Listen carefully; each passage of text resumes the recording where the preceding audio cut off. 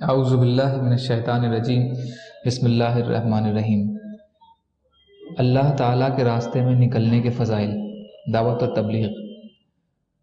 حضرت انس بن مالک رضی اللہ تعالیٰ عنہ روایت کرتے ہیں کہ رسول اللہ صلی اللہ علیہ وسلم نے ارشاد فرمایا، جو شخص اللہ تعالیٰ کے راستے میں ایک شام بھی نکلے تو جتنا گرد و غبار اسے لگے گا اس کے بقدر قیامت میں اسے مشک ملے گا۔ حضرت ابو ہریرہ رضی اللہ تعالیٰ عنہ فرماتے ہیں کہ ایک سفر کے دوران رسول اللہ صلی اللہ علیہ وسلم ایک صحابی کسی پہاڑی راستے میں میٹھے پانی کے چشمے میں چشمہ پر سے گزرے۔ وہ چشمہ عمدہ ہونے کی وجہ سے ان کو بہت اچھا لگا۔ انہوں نے اپنے جی میں کہا کہ کیسا اچھا چشمہ ہے، کیا ہی اچھا ہو کہ میں لوگوں سے کنارہ کش ہو کر اس گھاٹی میں ہی ٹھہر جاؤں، لیکن میں یہ کام نبی صلی اللہ علیہ وسلم سے اجازت لیے بغیر ہرگز نہیں کروں گا۔ چنانچہ اس خیال کا ذکر انہوں نے رسول اللہ صلی اللہ علیہ وسلم کے سامنے کیا تو آپ نے ارشاد فرمایا، ایسا نہ کرنا، کیونکہ تم میں سے کسی بھی شخص کا اللہ کے راستے میں تھوڑی دیر کھڑے رہنا اس کے اپنے گھر میں رہ کر 70 سال نماز پڑھنے سے بہتر ہے۔ کیا تم لوگ نہیں چاہتے کہ اللہ تمہاری مغفرت فرما دیں اور تمہیں جنت میں داخل فرما دیں؟ اللہ تعالیٰ کے راستے میں جہاد کرو۔ جو شخص اتنی بھی دیر اللہ کے راستے میں لڑا جتنا وقفہ ایک اونٹنی کے دودھ دہنے میں دوبارہ تھن دبانے کے درمیان ہوتا ہے تو اس کے لیے جنت واجب ہو گئی۔ ترمذی۔ حضرت عبداللہ بن عمر رضی اللہ تعالیٰ عنہ سے روایت ہے کہ رسول اللہ صلی اللہ علیہ وسلم نے ارشاد فرمایا، اللہ کے راستے میں جس شخص کے سر میں درد ہو اور وہ اس پر ثواب کی نیت رکھے تو اس کے پہلے کے تمام گناہ معاف کر دیے جائیں گے۔ طبرانی، مجمع الزوائد۔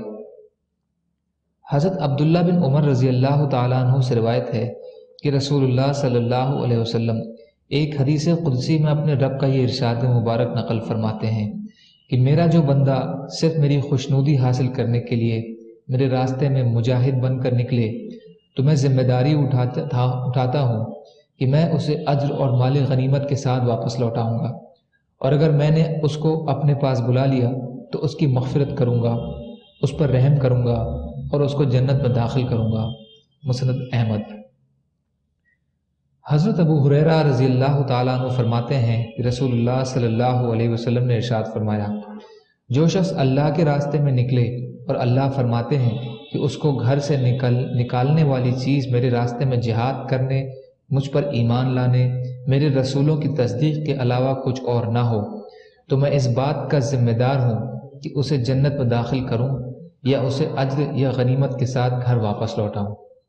نبی اکرم صلی اللہ علیہ وسلم نے ارشاد فرمایا، قسم ہے اس ذات کی جس کے قبضے میں محمد صلی اللہ علیہ وسلم کی جان ہے، اللہ کے راستے میں کسی کو جو کوئی بھی زخم لگتا ہے تو قیامت کے دن وہ اس حالت میں آئے گا کہ گویا اسے آج ہی وہ زخم لگا ہے، اس کا رنگ تو خون کا رنگ ہوگا اور اس کی مہک مشک کی مہک ہوگی۔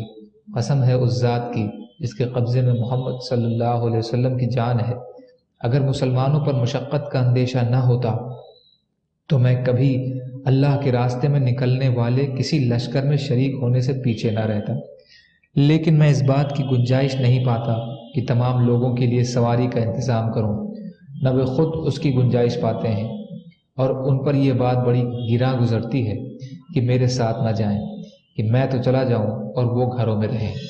قسم ہے اس ذات کی جس کے قبضے میں محمد صلی اللہ علیہ وسلم کی جان ہے، میں تو چاہتا ہوں کہ اللہ کے راستے میں جہاد کروں اور قتل کر دیا جاؤں، پھر جہاد کروں، پھر قتل کر دیا جاؤں، پھر جہاد کروں، پھر قتل کر دیا جاؤں۔ مسلم شریف۔ حضرت عبداللہ بن عمر رضی اللہ تعالیٰ عنہ فرماتے ہیں کہ میں نے نبی صلی اللہ علیہ وسلم کو یہ ارشاد فرماتے ہوئے سنا، جب تم لوگ خرید فروخت اور کاروبار میں ہماتن مشغول ہو جاؤ گے اور گائے بیل کی دموں کو پکڑ کر کھیتی باڑی میں مگن ہو جاؤ گے اور جہاد کو چھوڑ بیٹھو گے تو اللہ تعالیٰ تم پر ایسی ذلت مسلط کر دیں گے جو اس وقت تک دور نہیں ہوگی جب تک تم اپنے دین کی طرف لوٹ نہ آؤ، جس میں اللہ کے راستے کا جہاد بھی شامل ہے۔ ابو داؤد۔ حضرت ابو ہریرہ رضی اللہ تعالیٰ عنہ فرماتے ہیں کہ رسول اللہ صلی اللہ علیہ وسلم نے ارشاد فرمایا، جو شخص اللہ کے پاس اس حال میں حاضر ہو کہ اس پر جہاد کا کوئی نشان نہ ہو تو وہ اللہ سے اس حال میں ملے گا کہ اس میں یعنی اس کے دین میں خلل ہوگا۔ ترمذی شریف۔ فائدہ: جہاد کی نشانی یہ ہے کہ مثلاً اس کے جسم پر کوئی زخم ہو یا اللہ کے راستے کا گرد و غبار یا خدمت وغیرہ کرنے کی وجہ سے جسم پر پڑنے والے نشان ہوں۔ شرح الطیبی۔ حضرت سہیل رضی اللہ عنہ فرماتے ہیں کہ میں نے رسول اللہ صلی اللہ علیہ وسلم کو یہ ارشاد فرماتے ہوئے سنا، تم میں سے کسی کا ایک گھڑی اللہ کے راستے میں کھڑا رہنا اس کے اپنے گھر والوں میں رہتے ہوئے ساری عمر کے نیک اعمال سے بہتر ہے۔ مستدرک حاکم۔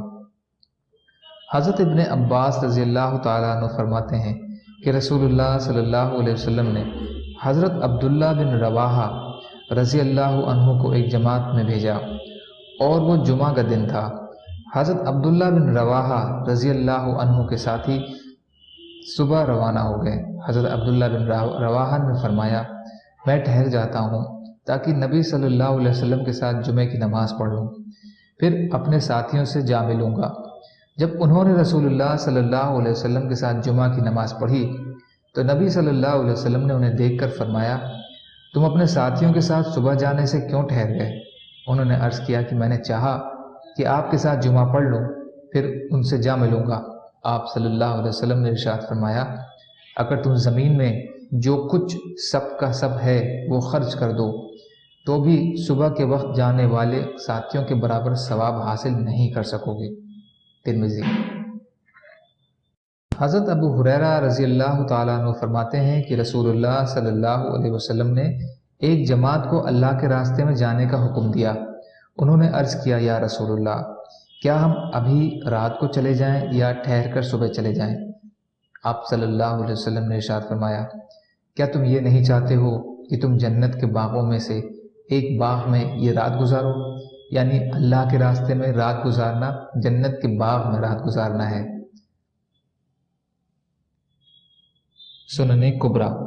حضرت ابن مسعود رضی اللہ تعالیٰ عنہ فرماتے ہیں کہ ایک شخص نے رسول اللہ صلی اللہ علیہ وسلم سے سوال کیا کہ کون سا عمل سب سے افضل ہے؟ آپ صلی اللہ علیہ وسلم نے ارشاد فرمایا، وقت پر نماز پڑھنا اور والدین کے ساتھ اچھا سلوک کرنا اور پھر اللہ کے راستے میں جہاد کرنا۔ بخاری شریف۔ حضرت ابو امامہ رضی اللہ تعالیٰ عنہ سے روایت ہے کہ رسول اللہ صلی اللہ علیہ وسلم نے ارشاد فرمایا، 3 شخص ایسے ہیں جو اللہ کی ذمہ داری میں ہیں، اگر زندہ رہیں تو انہیں روزی دی جائے گی اور ان کے کاموں میں مدد کی جائے گی، اور اگر انہیں موت آ گئی تو اللہ انہیں جنت میں داخل فرمائیں گے۔ ایک وہ جو اپنے گھر میں داخل ہو کر سلام کرے، دوسرا وہ جو مسجد جائے، تیسرا وہ جو اللہ کے راستے میں نکلے۔ ابن حبان۔ حضرت حمین بن ہلال رحمۃ اللہ علیہ فرماتے ہیں کہ قبیلہ طفاوہ کے ایک شخص تھے، ان کے راستے میں ہمارا قبیلہ پڑتا تھا، وہ آتے جاتے ہوئے ہمارے قبیلے سے ملتے اور ان کو حدیثیں سنایا کرتے تھے۔ انہوں نے کہا، ایک مرتبہ میں اپنے تجارتی قافلہ کے ساتھ مدینہ منورہ گیا، وہاں ہم نے اپنا سامان بیچا، پھر میں نے اپنے جی میں کہا کہ میں اس شخص یعنی رسول اللہ صلی اللہ علیہ وسلم کے پاس ضرور جاؤں گا اور ان کے حالات لے کر اپنے قبیلے والوں کو جا کر بتاؤں گا۔ جب میں رسول اللہ صلی اللہ علیہ وسلم کے پاس پہنچا تو آپ صلی اللہ علیہ وسلم نے مجھے ایک گھر دکھا کر فرمایا کہ اس گھر میں ایک عورت تھی، وہ مسلمانوں کی ایک جماعت کے ساتھ اللہ کے راستے میں گئی اور وہ گھر میں 12 بکریاں اور اپنا ایک کپڑا بننے کا کانٹا جس سے وہ کپڑا بنا کرتی تھی وہ چھوڑ کر گئی۔ اس کی ایک بکری اور کانٹا گم ہو گیا۔ وہ عورت کہنے لگی، یا رب، جو آدمی آپ کے راستے میں نکلے اس کی ہر طرح حفاظت کا آپ نے ذمہ لیا ہوا ہے، اور میں آپ کے راستے میں گئی تھی اور میری غیر موجودگی میں میری بکریوں میں سے ایک بکری اور کپڑا بننے والا کانٹا گم ہو گیا ہے۔ میں آپ کو اپنی بکری اور کانٹے کے بارے میں قسم دیتی ہوں کہ مجھے واپس مل جائے۔ راوی کہتے ہیں کہ نبی صلی اللہ علیہ وسلم اس طفاوی آدمی کو بتانے لگے کہ اس عورت نے اس طرح اپنے رب سے انتہائی عاجزی سے دعا کی۔ نبی صلی اللہ علیہ وسلم نے ارشاد فرمایا، کہ اس کی بکری اور اس جیسی ایک اور بکری اور اس کا کانٹا اور اس جیسا ایک اور کانٹا اس کو اللہ کے غیبی خزانے سے مل گیا۔ آپ صلی اللہ علیہ وسلم نے ارشاد فرمایا، یہ ہے وہ عورت، اگر تم چاہو تو جا کر اس سے پوچھ لو۔ اس طفاوی آدمی نے کہا کہ میں نے نبی صلی اللہ علیہ وسلم سے عرض کیا، نہیں نہیں، مجھے اس عورت سے پوچھنے کی ضرورت نہیں ہے، بلکہ میں آپ سے سن کر اس کی تصدیق کرتا ہوں، مجھے آپ کی بات پر پورا یقین ہے۔ مسند احمد، مجمع الزوائد۔ حضرت عبادہ بن صامت رضی اللہ تعالیٰ عنہ فرماتے ہیں کہ نبی صلی اللہ علیہ وسلم نے ارشاد فرمایا، اللہ کے راستے میں جہاد ضرور کیا کرو، کیونکہ یہ جنت کے دروازوں میں سے ایک دروازہ ہے، اللہ اس کے ذریعے سے رنج و غم دور فرما دیتے ہیں۔ ایک روایت میں یہ اضافہ بھی ہے کہ اللہ کی راہ میں دور اور قریب جا کر جہاد کرو، اور قریب اور دور والوں میں اللہ کی حدوں کو قائم کرو، اور اللہ تعالیٰ کے معاملے میں کسی کی ملامت کا کچھ بھی اثر نہ لو۔ مستدرک حاکم۔ حضرت ابو امامہ رضی اللہ عنہ فرماتے ہیں کہ ایک شخص نے عرض کیا، یا رسول اللہ، مجھے سیاحت کی اجازت مرحمت فرما دیجیے۔ تو رسول اللہ صلی اللہ علیہ وسلم نے ارشاد فرمایا، میری امت کی سیاحت تو اللہ کے راستے میں جہاد کرنا ہے۔ ابو داؤد۔ حضرت فضالہ بن عبید رضی اللہ تعالیٰ عنہ فرماتے ہیں کہ رسول اللہ صلی اللہ علیہ وسلم نے ارشاد فرمایا، اللہ کے سب سے زیادہ قرب کا ذریعہ اللہ کے راستے میں جہاد ہے، کوئی عمل اللہ کے قرب کا ذریعہ ہونے میں جہاد کے عمل کے قریب بھی نہیں ہو سکتا۔ بخاری فی التاریخ، جامع صغیر۔ حضرت ابو سعید خدری رضی اللہ عنہ روایت کرتے ہیں کہ رسول اللہ صلی اللہ علیہ وسلم سے پوچھا گیا، لوگوں میں سب سے افضل شخص کون ہے؟ آپ صلی اللہ علیہ وسلم نے ارشاد فرمایا، وہ شخص ہے جو اللہ کے راستے میں جہاد کرتا ہو۔ لوگوں نے پوچھا، پھر کون؟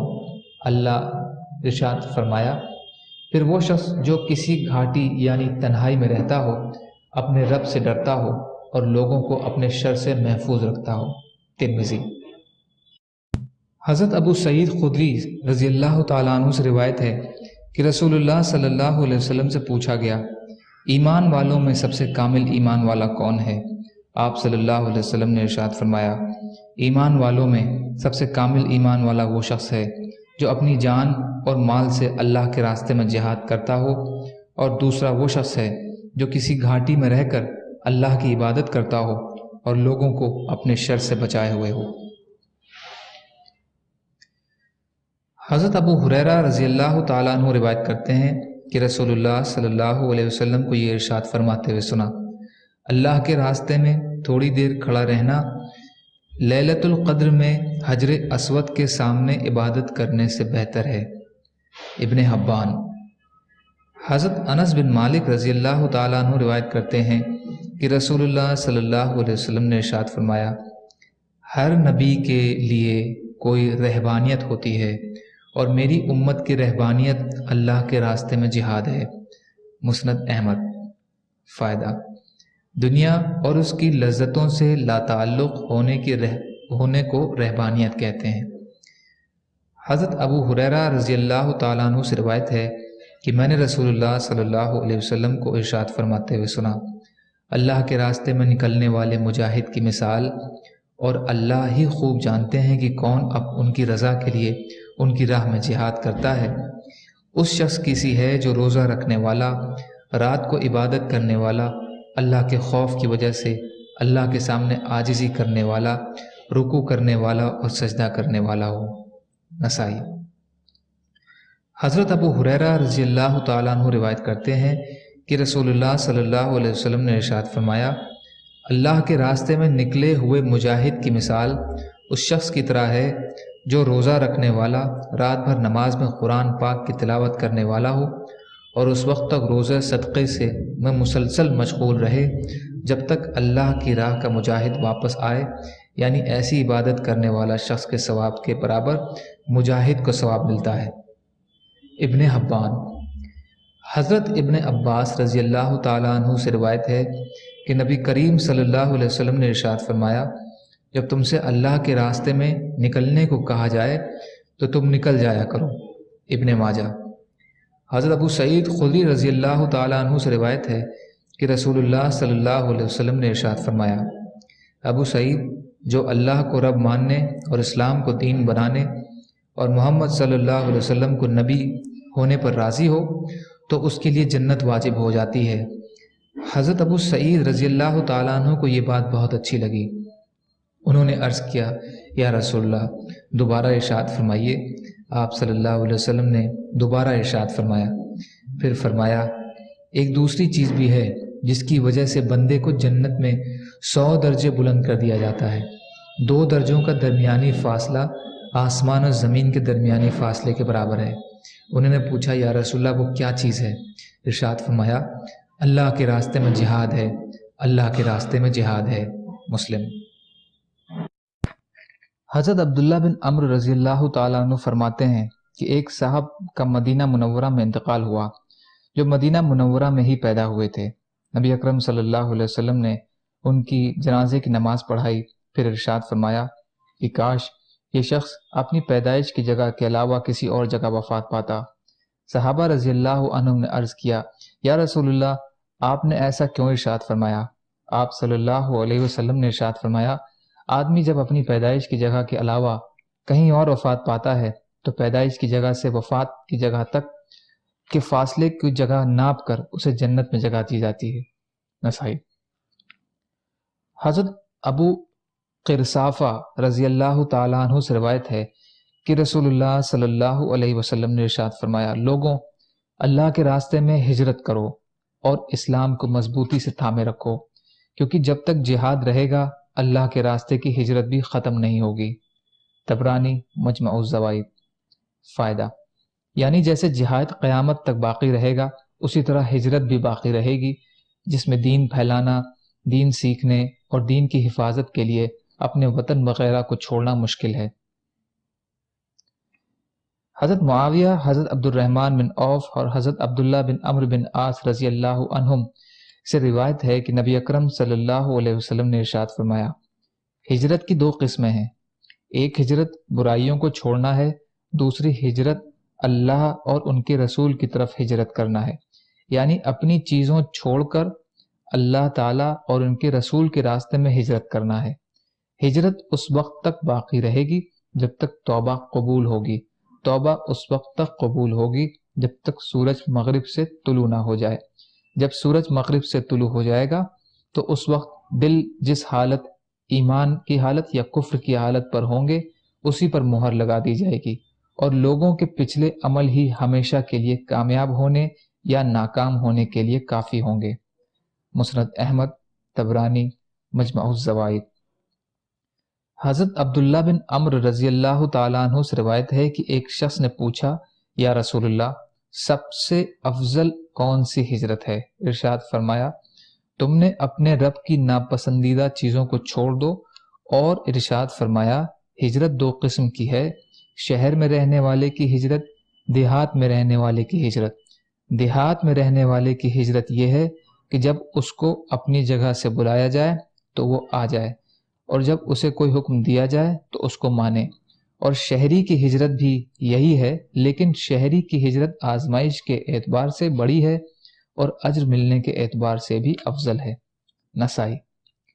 فائدہ، کیونکہ شہر میں رہنے والا باوجود کثرت مشاغل اور کثرت سامان کے سب کچھ چھوڑ کر اللہ کے راستے میں ہجرت کرتا ہے، لہٰذا اس کا اللہ تعالیٰ کی راہ میں ہجرت کرنا بڑی آزمائش ہے، اس لیے زیادہ اجر ملنے کا ذریعہ ہے۔ حضرت واصلہ بن اسقع رضی اللہ تعالیٰ عنہ سے روایت ہے کہ رسول اللہ صلی اللہ علیہ وسلم نے مجھ سے پوچھا، تم ہجرت کرو گے؟ میں نے کہا، جی ہاں۔ ارشاد فرمایا، ہجرت بادیہ یا ہجرت بادہ، کون سی ہجرت کرو گے؟ میں نے عرض کیا، ان دونوں میں سے کون سی افضل ہے؟ ارشاد فرمایا، ہجرت بادہ۔ اور ہجرت بادہ یہ ہے کہ تم مستقل طور پر اپنے وطن کو چھوڑ کر اللہ کے رسول صلی اللہ علیہ وسلم کے ساتھ قیام کرو۔ اور ہجرت نبی کریم صلی اللہ علیہ وسلم کے زمانے میں فتح مکہ میں سے پہلے مکہ مکرمہ سے مدینہ منورہ کی طرف تھی۔ اور ہجرت بادیہ یہ ہے کہ تم وقتی طور پر دینی مقصد کے لیے اپنے وطن کو چھوڑ کر اللہ کے راستے میں نکلو، اور پھر واپس اپنے علاقے میں لوٹ آؤ۔ تم پر ہر حال میں تنگی ہو یا آسانی ہو، دل چاہے یا نہ چاہے، اور دوسرے کو تم سے آگے کیا جائے، امیر کی بات کو سننا اور ماننا ضروری ہے۔ طبرانی مجمع الزوائد۔ حضرت ابو فاطمہ رضی اللہ تعالی عنہ روایت کرتے ہیں کہ رسول اللہ صلی اللہ علیہ وسلم نے ارشاد فرمایا، تم اللہ کے راستے میں ضرور ہجرت کرتے رہو، کیونکہ ہجرت جیسا کوئی عمل نہیں، یعنی ہجرت سب سے افضل عمل ہے۔ نسائی۔ حضرت ابو امامہ رضی اللہ تعالیٰ عنہ روایت کرتے ہیں کہ رسول اللہ صلی اللہ علیہ وسلم نے ارشاد فرمایا، بہترین صدقہ اللہ کے راستے میں خیمہ کے سائے کا انتظام کرنا ہے، اور اللہ کے راستے میں کام دینے والا خادم دینا ہے، اور جوان اونٹنی اللہ کی راہ میں دینا ہے تاکہ وہ سواری وغیرہ کے کام آ سکیں۔ ترمذی۔ حضرت ابو امامہ روایت فرماتے ہیں کہ نبی کریم صلی اللہ علیہ وسلم سے فرمایا گیا، جس شخص نے نہ جہاد کیا اور نہ کسی مجاہد کا سامان تیار کیا اور نہ ہی کسی مجاہد کے اللہ کے راستے میں جانے کے بعد اس کے گھر والوں کی خبرگیری کی، تو وہ اللہ کی طرف سے کسی نہ کسی مصیبت میں مبتلا ہوگا۔ حدیث کے راوی یزید بن عبد ربی ہی کہتے ہیں کہ اس سے مراد قیامت سے پہلے کی مصیبتیں ہیں۔ ابو داؤد۔ حضرت ابو سعید خدری رضی اللہ تعالیٰ عنہ سے روایت ہے کہ رسول اللہ صلی اللہ علیہ وسلم نے قبیلہ بنو لحیان کے پاس پیغام بھیجا کہ ہر 2 آدمیوں میں سے ایک آدمی اللہ کے راستے میں نکلے۔ پھر اللہ کے راستے میں اس موقع پر نہ جانے والوں سے ارشاد فرمایا، تم میں سے جو اللہ کے راستے میں نکلے ہوئے لوگوں کے اہل و عیال اور مال کی ان کی غیر موجودگی میں اچھی طرح دیکھ بھال کرے تو اس کو اللہ کے راستے میں نکلنے والے کے اجر کا آدھا اجر ملتا ہے۔ مسلم۔ حضرت زید بن خالد زہنی رضی اللہ تعالیٰ عنہ سے روایت ہے کہ رسول اللہ صلی اللہ علیہ وسلم نے ارشاد فرمایا، جو شخص حج پر جانے یا اللہ کے راستے میں نکلنے والے کی سفر کی تیاری کرائے یا اس کے پیچھے اس کے گھر والوں کی دیکھ بھال رکھے یا کسی روزے دار کو افطار کرائے تو اس کو اللہ کے راستے میں جانے والے اور حج پر جانے والے اور روزدار کے برابر ثواب ملتا ہے، اور ان کے ثواب میں کچھ کمی نہیں ہوتی۔ بیہقی۔ حضرت زید بن ثابت رضی اللہ تعالیٰ عنہ سے روایت ہے کہ نبی کریم صلی اللہ علیہ وسلم نے ارشاد فرمایا، جو شخص اللہ کے راستے میں نکلنے والے کے سفر کی تیاری کرائے اس کو اللہ کے راستے میں نکلنے والے کے برابر ثواب ملتا ہے، تو جو شخص اللہ کے راستے میں نکلے ہوئے لوگوں کے گھر والوں کو اچھی طرح دیکھ بھال کرے اور ان پر خرچ کرے، اس کو بھی اللہ کے راستے میں نکلے ہوئے لوگوں کے برابر ثواب ملتا ہے۔ طبرانی مجمع الزوائد۔ حضرت بریدہ رضی اللہ تعالیٰ عنہ سے روایت ہے کہ نبی کریم صلی اللہ علیہ وسلم نے ارشاد فرمایا، اللہ تعالیٰ کے راستے میں نکلے ہوئے لوگوں کی عورتوں کی عزت اللہ تعالیٰ کے راستے میں نہ جانے والوں پر ایسی ہے جیسی خود ان کی ماؤں کی عزت ان کے لیے ہے، لہٰذا اللہ کے راستے میں نکلنے والوں کی عورتوں کی عزت اور آبرو کا خاص طور پر خیال رکھا جائے۔ اگر اللہ کے راستے میں جانے والے نے کسی شخص کو اپنے اہل و عیال کا نگراں بنایا، پھر اس نے اس کے اہل و عیال کی عزت و آبرو میں خیانت کی، تو قیامت کے دن اس سے کہا جائے گا کہ یہ ہے وہ شخص جس نے تمہارے پیچھے تمہارے اہل و عیال کے ساتھ برا معاملہ کیا تھا، لہٰذا اس کی نیکیوں میں سے جتنا چاہے تم لے لو۔ نبی کریم صلی اللہ علیہ وسلم نے ارشاد فرمایا، ایسی حالت میں کیا خیال ہے، کیا وہ اس کی نیکیوں میں سے کچھ نیکیاں چھوڑ دے گا، کیونکہ اس وقت آدمی ایک ایک نیکی کو ترس رہا ہوگا۔ نسائی۔ حضرت مسعود انصاری رضی اللہ تعالیٰ عنہ فرماتے ہیں کہ ایک آدمی نکیل پڑی ہوئی اونٹنی لے کر آیا اور نبی صلی اللہ علیہ وسلم کی خدمت میں عرض کیا کہ میں یہ اونٹنی اللہ کے راستے میں دیتا ہوں۔ رسول اللہ صلی اللہ علیہ وسلم نے ارشاد فرمایا، تمہیں قیامت کے دن اس کے بدلے میں ایسی 100 اونٹنیاں ملیں گی کہ ان سب میں نکیل پڑی ہوئی ہوگی۔ مسلم۔ فائدہ: نکیل پڑے ہونے کی وجہ سے اونٹنی قابو میں رہتی ہے اور اس پر سواری آسان ہوتی ہے۔ حضرت انس بن مالک رضی اللہ تعالیٰ عنہ روایت فرماتے ہیں کہ قبیلہ اسلم کے ایک نوجوان نے عرض کیا، یا رسول اللہ، میں جہاد میں جانا چاہتا ہوں لیکن میرے پاس تیاری کے لیے کوئی سامان نہیں ہے، آپ صلی اللہ علیہ وسلم نے ارشاد فرمایا فلاں شخص کے پاس جاؤ، انہوں نے جہاد کی تیاری کی ہوئی تھی، اب وہ بیمار ہو گئے ہیں، ان سے کہنا کہ اللہ کے رسول صلی اللہ علیہ وسلم تمہیں سلام کہہ رہے ہیں، اور ان سے یہ بھی کہنا کہ تم نے جہاد کے لیے جو سامان تیار کیا تھا وہ مجھے دے دو۔ چنانچہ وہ نوجوان ان انصاری کے پاس گئے اور کہا نبی صلی اللہ علیہ وسلم نے تمہیں سلام کہلوایا ہے اور فرمایا ہے کہ آپ مجھے وہ سامان دے دیجئے جو آپ نے جہاد کے لیے تیار کیا ہے۔ انہوں نے اپنی بیوی سے کہا کہ فلانی، میں نے جو سامان تیار کیا تھا وہ ان کو دے دو، اور اس سامان میں سے کوئی چیز روک کر نہ رکھنا، اللہ کی قسم تم اس سے جو چیز بھی روک کر رکھو گی اس میں تمہارے لیے برکت نہیں ہوگی۔ مسلم شریف۔ حضرت زید بن ثابت رضی اللہ تعالیٰ عنہ فرماتے ہیں کہ میں نے رسول اللہ صلی اللہ علیہ وسلم کو ارشاد فرماتے ہوئے سنا، جس شخص نے اللہ کے راستے میں گھوڑا وقف کیا تو اس کا یہ عمل جہنم کی آگ سے آڑ بنے گا۔ جس شخص نے اللہ کے راستے میں گھوڑا وقف کیا تو اس کا یہ عمل جہنم کی آگ سے آڑ بنے گا۔ عبد بن حمید، مسند جامع۔ سبحان اللہ و بحمدہ، سبحانک اللہم و بحمدک، اشہد ان لا الہ الا انت، استغفرک و اتوب الیک۔ سبحانک رب العزت عما یصفون وسلام علی المرسلین والحمد للہ رب العالمین برحمتک یا ارحم الراحمین۔ لا الہ الا اللہ محمد رسول اللہ۔